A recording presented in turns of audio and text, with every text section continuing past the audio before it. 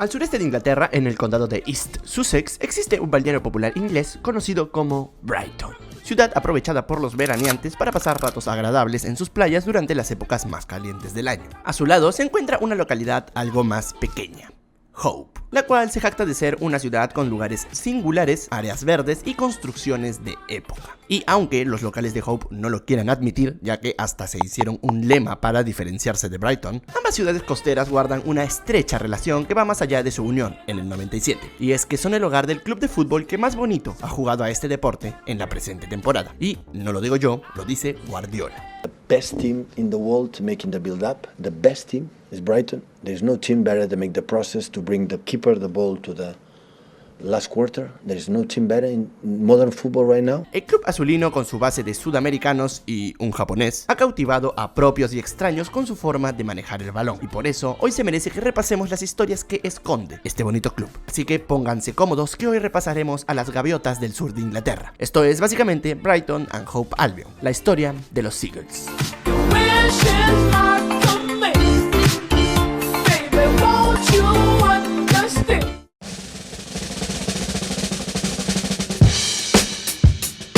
El nombre oficial de los Seagulls fue creado en 1901, año de la fundación del club, quien nació como Brighton and Hove United y meses antes de iniciar las competencias de fútbol de su región fue rebautizado como Brighton and Hove Albion. La particularidad del nombre del club blanquiazulino radica en que la denominación del equipo de fútbol es en sí misma una especie de predicción de algo que sucedería 96 años después de su nacimiento, pues para cuando el club se tituló, las localidades de Brighton y Hope aún eran dos distritos independientes el uno del otro. De hecho, nadie siquiera preveía la unión de estos dos vecinos, pues a pesar de ser ciudades contiguas, la identidad de ambas era muy diferente. Brighton se enorgullecía de ser uno de los balnearios populares de Inglaterra, el cual albergaba, y de hecho aún alberga, distintos festivales culturales, mientras que Hope solía ser un lugar residencial que no compartía el gusto por las aglomeraciones. En 1997, ambas ciudades se unieron por pedido de una comisión gubernamental en Inglaterra que estaba reorganizando ciudades en todo el territorio. Dato: uno de los informes de la comisión, producto de diversas encuestas realizadas, arrojó que los habitantes de Hope tenían sentimientos negativos significativos contra Brighton. Sí, unos chotos los de Hope, pero igual se unieron. Al reorganizarse como ciudad, existía la posibilidad de que se cree un nuevo nombre o simplemente utilizar el título de la localidad más grande, o el de la ciudad más económicamente activa, o el de la que mayor relevancia histórica y cultural guarda. En cualquiera de los casos, era Brighton. Los gobernadores de Hope se resistían a que el nombre de su ciudad desaparezca. Bueno, desaparezca entre comillas porque realmente no iba a desaparecer. Ellos mantenían su nombre como una localidad de Brighton, nada más es eso. Pero se resistían a la unión argumentando que no podrían ejercer poder sobre su ciudad y que serían las autoridades de Brighton las que tendrían todo el control si no se recalcaba la existencia de Hope. Por suerte para los Hope-vianos, el título de un club de fútbol ya había demostrado que ambas ciudades podían convivir en un mismo nombre, por lo que se decidió que el pueblo de Hope no sea absorbido por Brighton, sino que ambos se unan para formar el ayuntamiento de Brighton and Hope. En el 2000, la unión de ambas localidades recibió el título de ciudad, y así nació la ciudad, ahora sí, de Brighton and Hope, 99 años después de que el club de fútbol de la zona ya utilizara a ambos nombres en su pueblo. Sí, o sea, técnicamente pudieron ser Brighton Albion o Hope Albion, pero a fuerza metieron los dos nombres y anticiparon la creación de una ciudad 100 años después. Tengo miedo. Dato 2. Aún tienen una estatua que marca la división de las ciudades, pero Hope ya no odia tanto a Brighton. Creo. Pero esperen, nos estamos olvidando de Albion. ¿Qué huevos es Albion? Entre los muchos Cities, Uniteds, Town o Wonders, el fútbol inglés también alberga clubes que contienen la terminación Albion. La palabra es básicamente un término antiguo con el que se referían a Gran Bretaña. Una de las ideas más aceptadas es que Albion deriva de la palabra en latín albus, que se utiliza para hacer referencia al color blanco. Los viajeros que llegaban a las islas británicas desde el sur solían ser recibidos por los acantilados de Dover, fallas geográficas caracterizadas por el blanco en sus piedras. Esto hizo merecer a Inglaterra ser conocida como The Albion, que sería algo así como la Tierra Blanca o el Gigante Blanco. Así fue como, de la combinación de los territorios del club más un sobrenombre ancestral del país anglo, nació el original nombre del equipo del sur inglés, Brighton and Hove Albion.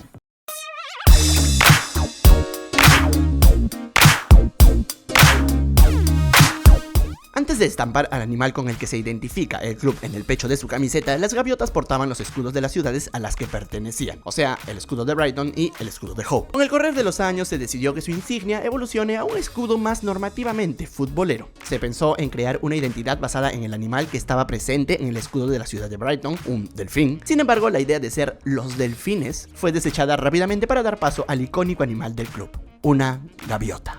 El Brighton adoptó a una Seagull finalizando la década del 70, y la razón del por qué se eligió a este peculiar animal recae en la rivalidad que los del balneario sostienen con su clásico enemigo, el Crystal Palace. El club de Londres se hacía llamar The Eagles, en español las Águilas. En aquellos años los Albions se encontraban en la búsqueda de construir una identidad para el club, pues los resultados positivos empezaban a advertir su pronta llegada a primera división. Los aficionados del Brighton, para responder al cántico de Eagles por parte de sus rivales, crearon su propia figura, los Seagulls, un animal representativo de sus playas que además se asemejaba en consonancia con el apodo de sus contrarios. El término se popularizó rápido en el balneario y cayó a pelo con las necesidades del club, por lo que, sin dudarlo, adoptaron a la gaviota como su estandarte. Así fue como los Albions crearon su identidad a costa de una rivalidad que se creó de una forma bastante peculiar, pues gracias a su posición geográfica, Brighton era un equipo al que podríamos llamar aislado. No, tampoco tan aislado, pero digamos que no tenían clubes cerca a su localidad con los que pelearse. Así que desarrollaron una enemistad con el Crystal Palace, que a menudo se le conoce como el Derby A23 o A23, y recibe este nombre debido a la carretera que une el recinto de las Águilas en Londres con la ciudad de Brighton. Sí, están lejísimos. El enfrentamiento entre estos dos equipos nació en el año 1976, cuando ambos conjuntos se encontraban disputando la tercera división inglesa y eran percibidos como los favoritos para lograr el ascenso. Los del Palacio de Cristal contrataron a un entrenador llamado Terry Venables, mientras que los Albions ficharon a Alan Mullery. Ambos técnicos habían coincidido un tiempo atrás en el vestuario del Tottenham, cuando ambos eran futbolistas. Y a pesar de que juntos consiguieron la FA Cup del 67, su relación de compañeros había desarrollado una especie de rivalidad. Se cuenta que, producto de ser los dos entrenadores más jóvenes nacientes en Inglaterra, empezaron a ser catalogados como competidores, por lo que cuando llegaron al banquillo de sus respectivos clubes, las tribunas los recibieron con aquella expectativa. Esto condimentó los enfrentamientos de sus equipos en la temporada 76-77, tanto por la tercera división del fútbol inglés como por la FA Cup.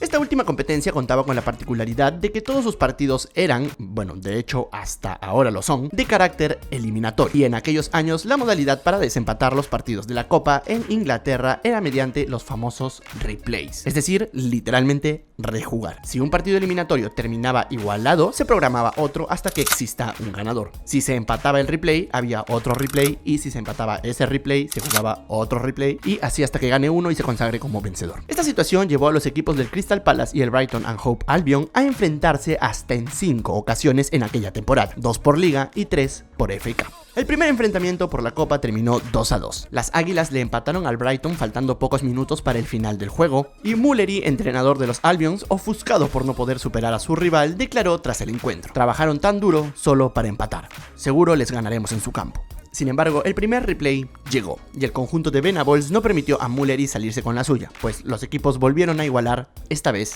a 1. El Brighton era superior en aquella temporada. De hecho, al finalizar el periodo, lograron el ascenso a segunda división por delante del Crystal Palace. Lastimosamente para los del balneario, su superioridad en la liga no fue suficiente para la FA Cup, pues en el segundo replay cayeron 1-0 ante el Palace. Las posiciones apretadas en la tercera división, lo mediática que se había vuelto la relación entre ambos entrenadores, errores arbitrales en el último replay, las declaraciones de Mullery tras el primer partido y sus reclamos al árbitro en este, hicieron explotar el ambiente cargado que se vivía entre ambos conjuntos. Alan perdió los papeles cuando un hincha le aventó un café desde las gradas y realizó gestos obscenos contra las tribunas del Palace. Tras esto, el DT de los Albions se dirigió al vestuario de los de Venables y arrojó un poco de cambio sobrante de su bolsillo mientras pronunciaba que no daría ni ese dinero por los jugadores del equipo de Londres. Lo cierto es que de aquellos accidentados enfrentamientos nació una de las rivalidades más extravagantes del fútbol inglés, que llevó a clubes bastante alejados a percibirse como contrarios.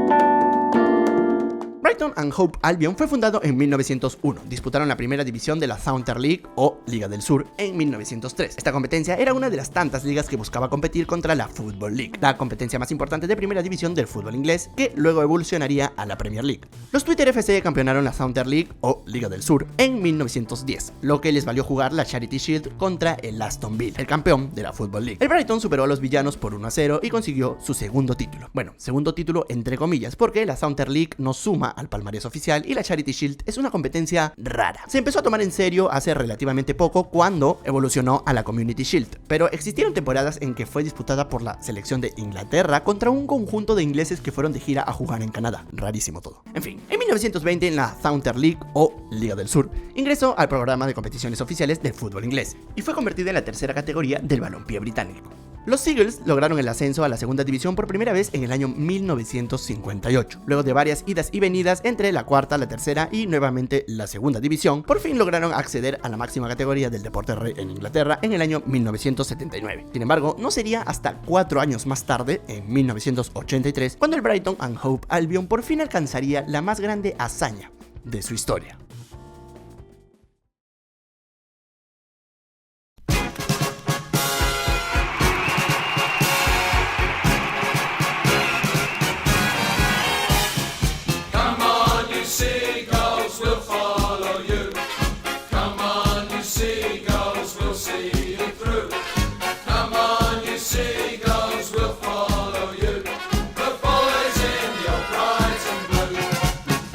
El club blanquiazulino había logrado mantenerse en la primera división del fútbol inglés durante las 3 últimas temporadas. Es verdad que sin grandes aspiraciones, pero bastante aceptable para un equipo del balneario. El 3 de enero de 1983, la FA Cup de la temporada 82-83 dio inicio para el club de Brighton. El primer partido ante el Newcastle terminó igualado a 1. En el replay del partido, los Eagles ganaron 1-0 y clasificaron a la siguiente ronda. El 29 de enero del 83, el conjunto celeste de Manchester, en aquel momento sin árabes de por medio, fue arrollado 4-0 por las Aves del Sur, quienes se clasificaron fácilmente a la siguiente ronda, pero aquí los esperaba el entonces actual campeón de Inglaterra. El conjunto de las Gaviotas había realizado buenas presentaciones en esta Copa FA a comparación de etapas anteriores. No obstante, la primera división se había convertido en un dolor de cabeza para las Aves, pues se encontraban al borde del descenso. Mientras tanto, su rival en la FA Cup, el Liverpool, pisaba firme rumbo al bicampeonato. El partido no pintaba nada bien para los azulinos, y pocos creían que el más grande de Inglaterra podría perder contra los Twitters, pero así fue. El Brighton superó al gigante inglés 2-1 y se clasificó a la siguiente ronda, donde los esperaba el otro conjunto aviar, el Norwich City. Este partido concedía al ganador el acceso a las semifinales del torneo. Los Albions nunca habían llegado tan lejos en toda su historia, pero por suerte para los aficionados de las Gaviotas, su inexperiencia no les pasó factura y vencieron sin mayor inconveniente al conjunto amarillo por 1-0. En las semifinales se encontraron contra el Sheffield Wednesday, un equipo que en ese momento se encontraba en la segunda división del fútbol inglés. Los Eagles estaban cerca de la final soñada en Wembley. El partido parecía fácil y por suerte para el balneario inglés lo fue. Eliminaron al Sheffield miércoles por un marcador de 2-1 y de esta forma la fiesta se desató en Sussex.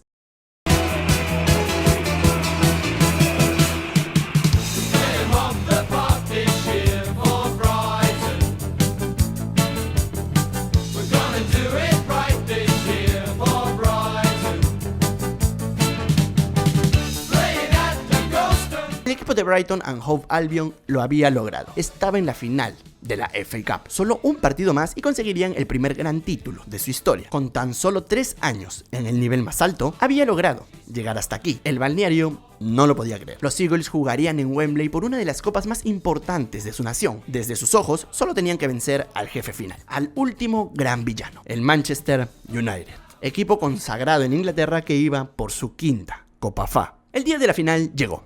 100.000 personas entre Reds y Albion colmaron Wembley. Ambos conjuntos saltaron al terreno de juego, el estadio estalló e inició el partido. En el minuto 87, el United se encontraba 2-1 por encima en el marcador. Las ilusiones de las Gaviotas parecían desvanecerse con el correr de los minutos. No obstante, una pesca en el área del central Gary Stevens igualó el marcador y puso el partido 2-2. Los aficionados costeros volvían a la vida, mientras que los Reds lo sufrían. En el minuto 89, mientras las tribunas daban el partido por empatado y empezaban a alistarse para el replay en 5 días, después, el Brighton recupera la pelota. Jimmy Case manda una pelota en profundidad para que Michael Robinson, el goleador del equipo pretendido por el Liverpool, corra hacia el área. Michael evade al primer marcador y amaga al segundo. Con 2 ágiles movimientos se había quedado solo frente al arquero del United. El grito de "shoot" invadió el estadio. Robinson iba a lograr y llenaría de goce a las localidades aún sin unir de Brighton, y Howe se hallaba frente al arco.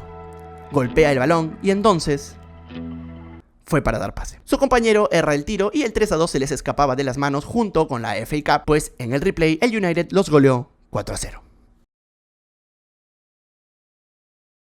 Aquella misma temporada en la que el Brighton llegó a la final de la Copa FA para perderla, también perdería la categoría y sería relegado a la segunda división, donde volvió a sus acostumbradas idas y venidas entre la tercera y la segunda de Inglaterra. La llegada de la década de los 90 significó para el club del balneario la época más oscura de su historia. La gestión de Bill Archer y David Belotti había posicionado al equipo del sur de Inglaterra al borde de la desaparición. Los malos manejos, las dolorosas deudas y su pésimo desempeño deportivo habían llevado a los Albions a la ruina. En la temporada 1995-1996, el equipo descendió a la cuarta división y en el siguiente periodo, el 96-97, casi son relegados del fútbol profesional, ya que se ubicaron penúltimos en la tabla de la Third Division. Las Gaviotas salvaron la categoría y escaparon del fútbol amateur en las 2 últimas fechas del campeonato, cuando superaron por la mínima al Doncaster Rovers y empataron a 1 con el Hereford United, equipo al que sacaron de los campeonatos profesionales por diferencia de gol y actualmente ya no existe porque desapareció en el 2014. Las anécdotas que escribía constantemente el club en esos años no solo se limitaron a lo deportivo, pues durante el lapso de tiempo que más sufrió el Brighton and Hove Albion, también se vivieron diversos acontecimientos que marcaron la historia de las Gaviotas, como la vez que sus hinchas invadieron el campo de juego en la temporada 95-96 y 96-97, en protesta contra la venta de su estadio, el Goldstone Ground, o como la vez en la que el 8 de febrero de 1997 los fans de distintos equipos en Inglaterra fueron a protestar contra la gestión de Bill Archer y la venta del Goldstone. Aquel día fue conocido como el Fans United Day y el equipo Albion lo recuerda con mucho cariño y gratitud, o como la propia venta de su hogar producto de las deudas. Miren, actualmente el Goldstone es un centro comercial. El encargado de poner fin a la delicada situación del club azulino se llamó Dick Knight, un empresario inglés que se hizo con el equipo tras la partida de Archer. Podríamos decir que su llegada a mediados del 97 revitalizó a las Gaviotas del Sur, pues no solo su primer partido como presidente fue justamente aquel contra el Doncaster Rovers, partido en el que el club se salvó de caer en las competencias amateurs, sino que además en sus años de gestión los Seagulls volvieron a la segunda división en el periodo 2002-2003. Y aunque Knight se ganó el corazón de la hinchada de Brighton gracias a sanear económicamente al equipo y llevarlo de vuelta a la segunda categoría del fútbol inglés, su dirección no fue suficiente para explotar todo el potencial que tenían por entregar las Gaviotas. Fue hasta el 2010 que un nuevo personaje aparecería en la vida del club del balneario y lo haría gozar del mejor momento de su existencia.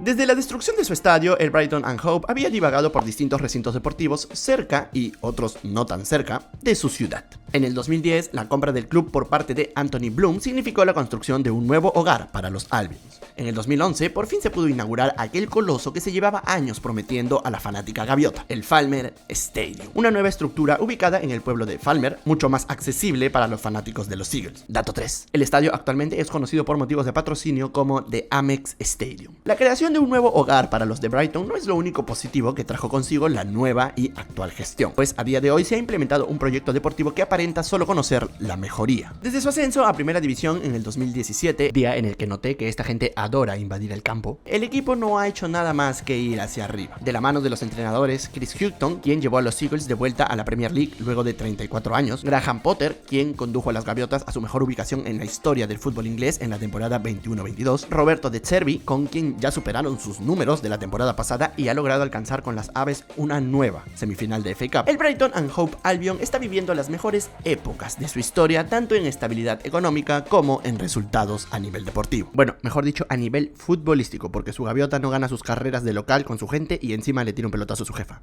horrible. Con una política digna de estudio, el Brighton, sin gastar más de 11 millones de euros por jugador, actualmente goza de una plantilla joven que presume de tener entre sus filas a 5 jugadores mundialistas, de los cuales incluso uno es campeón del mundo siendo titular indiscutible durante el torneo de selecciones. Las salidas sufridas en el plantel producto de la repotenciación de futbolistas que se vive en el club no ha causado mayores inconvenientes en el desempeño de las gaviotas dentro del terreno de juego, pues el artífice del buen momento deportivo que atraviesa el Brighton encontró soluciones rápidas en sus jóvenes talentos, que muy probablemente también serán vendidos. Asimismo, además de contar con una de las mejores áreas de scouting del fútbol europeo, si no es la mejor, el equipo de De Zerbi ha encontrado en la combinación del talento sudamericano con los ingleses consagrados del club costero la clave para funcionar en el fútbol inglés. Pues la actualidad de los Eagles en la Premier League lo ubica a puertas de clasificarse a un torneo internacional europeo por primera vez desde que empezó su existencia, mientras que su desempeño en Copa ha significado volver a una semifinal después de 40 años desde su hazaña en el 83, que sí cayeron ante el United nuevamente gracias a que el penal de March se marchó por arriba. Perdón. Pero no deja de ser indiscutible el magnífico rendimiento al que han llegado las aves en esta temporada, la cual es por escándalo la mejor etapa en la historia de las gaviotas. Ante el buen momento de los twitters, solo queda esperar por conocer qué cosas logrará alcanzar el club más bonito del mundo. Es que cómo no vas a querer a un equipo que sus hinchas llevan gaviotas en la cabeza. Y encima Guardiola cayó en los encantos de su ternura gaviotil. Club hermoso. Mire su carita de gaviota. Tiernísima. Perdón. Señoras y señoras, esto fue básicamente el Brighton and Hove Albion, el club que más que una gaviota se asemeja a un fénix, luego de haberse sobrepuesto a las dificultades que lo aquejaron. Si quieres apoyar este proyecto, suscríbete, activa la campanita para que YouTube te avise cuando subo videos, compártanlo con gente a la que le puede interesar y deja tu bonito like si quieres que la gaviota algún día pueda ganar una carrera y no pierda su trabajo. Tengo un Instagram donde le doy las buenas noches a Messi y un Twitter donde estoy convulsionando con cada partido de la Libertadores. Señores, dicho esto, yo me despido, sueñen con gaviotas y que tengan una agradable buena noche.